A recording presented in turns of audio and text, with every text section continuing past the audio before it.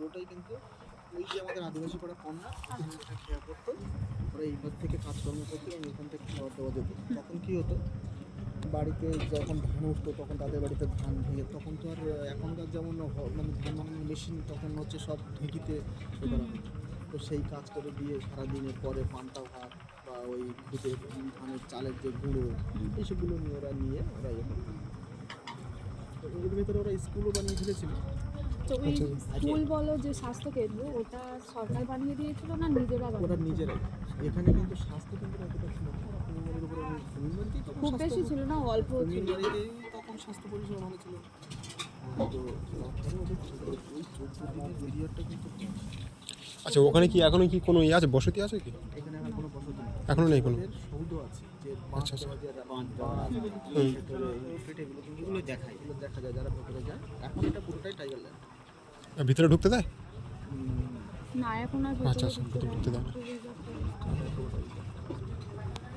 এইটা হচ্ছে তখন ওরা যখন ইয়ে করলো,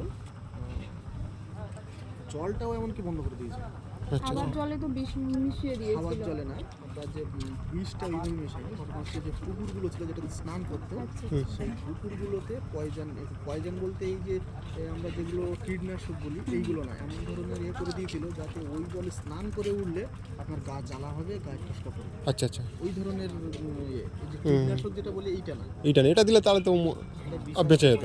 বিষাক্ত পয়জন, গায়ে ফসকা পড়ে যাবে, মানে আচ্ছা, এগুলো আচ্ছা। হচ্ছে টর্চার। ও। তারপর ওই সময় কী হতো, যখন খেতে পাচ্ছে না হুম। তখন বাচ্চাদের তো খাওয়াতে হবে। হুম। তো জঙ্গলে এক প্রকার শাক হয়, যদু পালং শাক বলে, ওই শাকটা নোনা জল দিয়ে সেদ্ধ করে দিয়েছে বাচ্চাদের খাওয়ানোর জন্য। আচ্ছা। তারপরে আমরা যে ওই দানা কলা বলি, যেটা ডয়রা কলা বলে আমাদের গ্রামে, দানা কলা, ওই দানা কলা সেদ্ধ করে বাচ্চাদের খাইয়েছে। আচ্ছা। যখন অবস্থা আর সহ্য করতে পারছে না, কিছু যুবক ওরা নৌকা নিয়ে এইখানে আমাদের ওইখান থেকে আসার চেষ্টা করেছে। আচ্ছা। তখন ওদের উপরে ওই লঞ্চ দিয়ে এটা নৌকা ডুবিয়ে দেওয়া হয়েছে। এবং লঞ্চের ড্রাইভারদের বলা হয়েছিল যারা যত সংখ্যক নৌকা ভাঙতে পারবে হুম। তাদেরকে কিন্তু পরে সরকারি লঞ্চে চাকরি দেওয়া হবে বা সরকারি ডিপার্টমেন্টে চাকরি দেওয়া হবে। আচ্ছা। তাতেও যখন কাজ হলো না, তখন আপনার ওই ফরেস্ট অফিসের দিক থেকে পুরো পুলিশ তুলে দেওয়া হলো এবং বিভিন্ন ধরনের আপনার ইয়ে ছিল, আচ্ছা, আচ্ছা। আধা মিলিটারি ছিল, আধা মিলিটারি ছিল, পুলিশ ছিল, করে একদম নির্বিচারে গুলি এবং হচ্ছে ওই ঘরগুলোকে আগুন ধরে দেওয়া হয়েছিল। এবং বাইরের কোনো লোককে তাদেরকে টেনে হিঁচড়ে আপনার লঞ্চে তুলে নিয়ে যাওয়া হয়েছিল। যারা মরে গিয়েছিল তাদের ডেড বডিকে মানে এখানে ইয়ে করা হয়নি, মাঝ নদীতে বা কোথাও নিয়ে গিয়ে ভাসিয়ে আপনার দিয়েছিল। ভাসিয়ে দেওয়া হয়েছিল।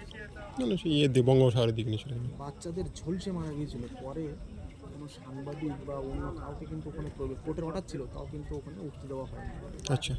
আমাদের যারা লোকালভাবে ওখানে গিয়েছিল তারা দেখেছিল যে বাচ্চারা সব ইয়ে অবস্থায় অর্ধদগ্ধ হয়ে ওখানে পড়ে আছে।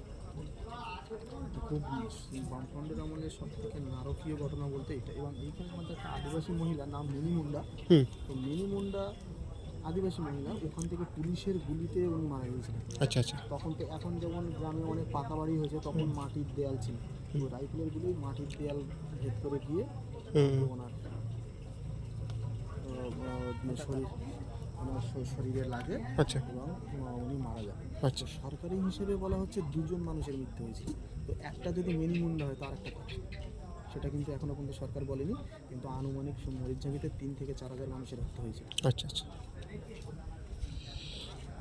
এটাই সরকার, প্যাথেটিক ওটা বেসরকারি রিপোর্টে বলছে 3 থেকে 4 হাজার, আরও বেশিও হতে পারে। আরও বেশি হতে পারে। এইবার ওদেরকে নিয়ে ওরা যখন আপনার ধর্মতলায় ওখানে মিটিং করে প্রতিবাদ সভা করলো, তো তখন কাশী বিশ্বনাথ সেবা সংঘের ওদের যেখানে মিটিং হতো সেখানে জল, চিঁড়ে গুড় এই সমস্ত নিয়ে যেত। ওই জলের ট্যাঙ্কটাকে পর্যন্ত ওই মিছিলের ওখানে দেওয়া হয়, তারপর এখান থেকে তুলে দেওয়ার পর। আচ্ছা, আচ্ছা। এরকমভাবে এবার কিরণময় নন্দকে পরে সাংবাদিকরা জিজ্ঞাসা করেছিলেন যে আপনারাই তো ওখান থেকে নিয়ে এসেছিলেন, আবার আপনারাই ওদেরকে তুলে দিলেন, গুলি করে দিলেন। তো তখন কিরণময় নন্দ একটা কথা বলেছিলেন যে ক্ষমতায় আসার আগে যে কথা বলা যায়, ক্ষমতায় আসলে সেটা বলাও যায় না, করাও যায়। আমাদের এখানে তৎকালীন প্রধান ছিলেন প্রফুল্ল প্রধান, তো ওনাকে জ্যোতিবাবু ডেকেছিলেন আচ্ছা। রাইটার্স, উনি এখানে আরএসপির প্রধান ছিলেন। তো বলেছিলেন যে ওখানে যারা আছে ওদের প্রধান থেকে তুলতে হবে, তুমি কোনো সহযোগিতা করবে না।